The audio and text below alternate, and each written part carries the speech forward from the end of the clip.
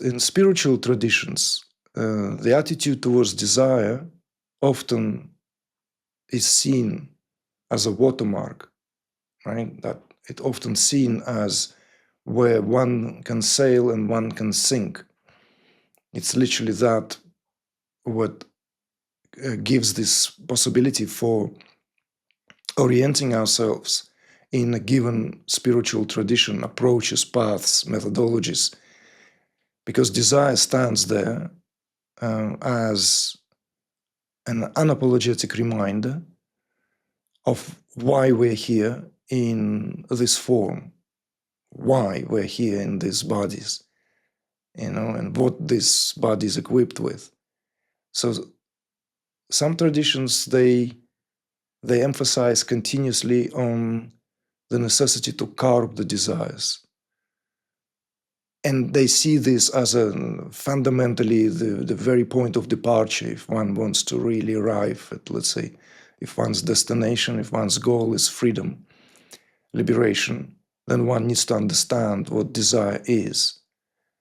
So there is this very, very unapologetic approach towards desire as something to be curbed, to understand that desire is here to dissuade us, sway us off the path, that we are filled with desires, that in fact the desires are inseparable from the impulses that are driving us forth constantly.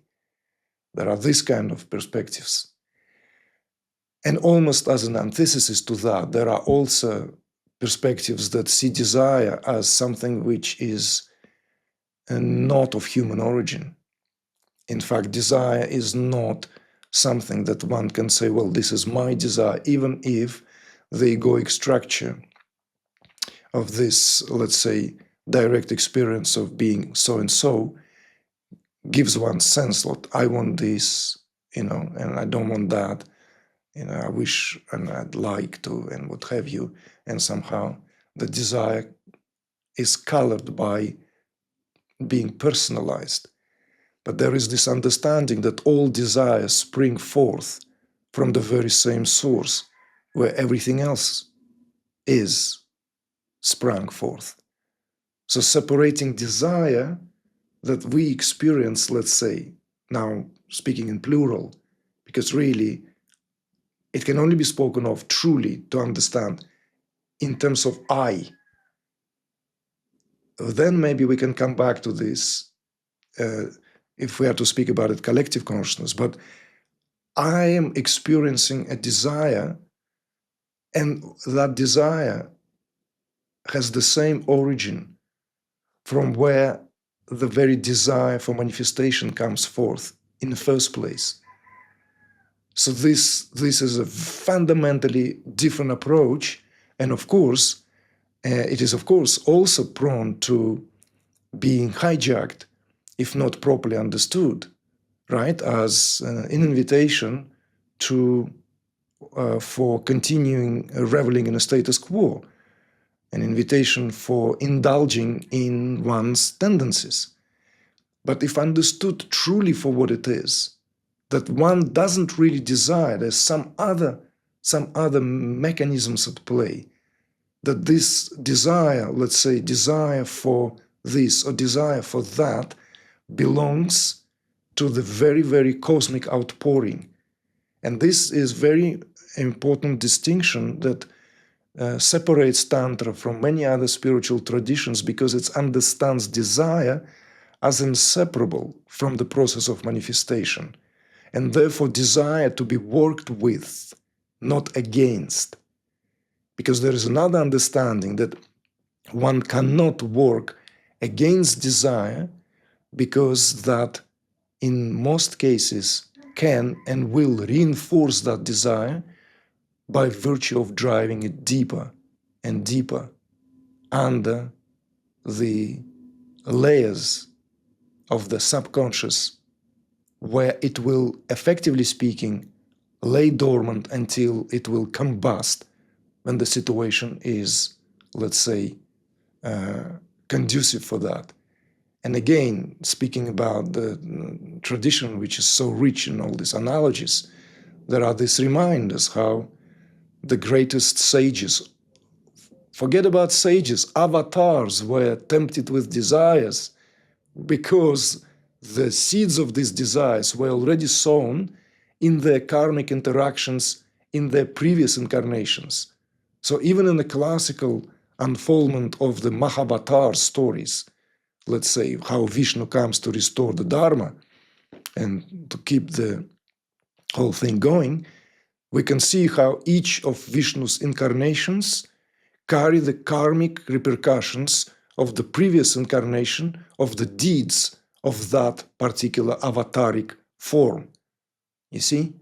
So these encounters are particularly, at some point, almost like in the plot, is extraordinary when Rama meets Parashurama.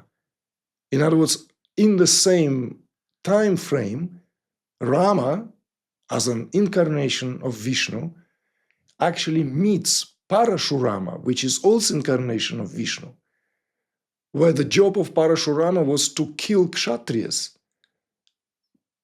because he came to remind Kshatriyas that they forgot and swayed off the Dharma. And here Rama encountering the previous incarnation. And I think it gave that as to create that time warp in this, let's say, unfoldment of, because no other avatars ever encountered each other. They all had a sequence of unfoldment, right? Like from the fish to the tortoise and so forth to, all of them had in their own place, time. But those two meet together. This is a bizarre part in Ramayana. Almost like to bring that in a more visceral way.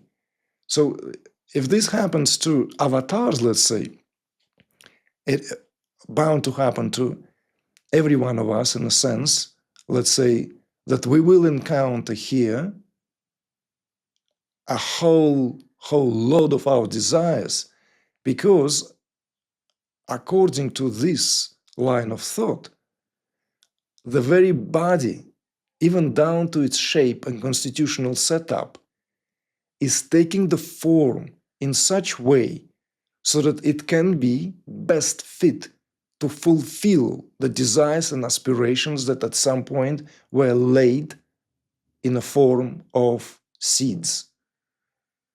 So the proper understanding of desire here is deeply spiritual. It's not just something like, well, and the counter argument, of course, can be thrown many times, like, oh, what if I desire something which is totally nothing to do with spiritual unfoldment and evolution? If you have that desire, it means it is there at some point, was in a form of a seed, and you are experiencing that now. So effectively speaking, it is for a purpose of evolution, even if that desire is to show you that you are either to relinquish that desire or to go for it. But by curbing the desire, that's the tantric understanding, the repercussions can be fatal sometimes.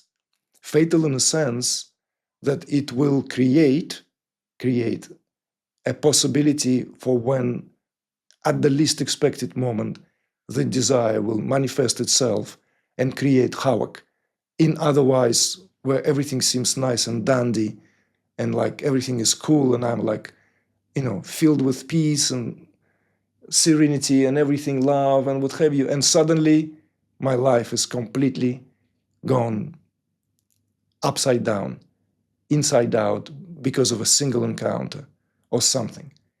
So this is very important distinction and a reminder as well.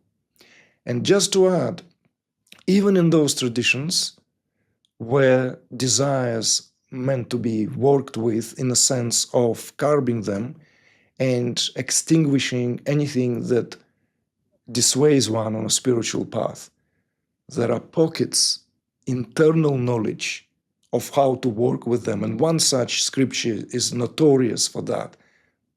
Patanjali Sutras, largest part, which is known to the scholars as Vibhuti Pada, often translated as extraordinary powers. Hey there, Inspired Evolutionary. If you absolutely love this, well, then here's a full conversation with this guest on the Inspired Evolution podcast. Check it out now.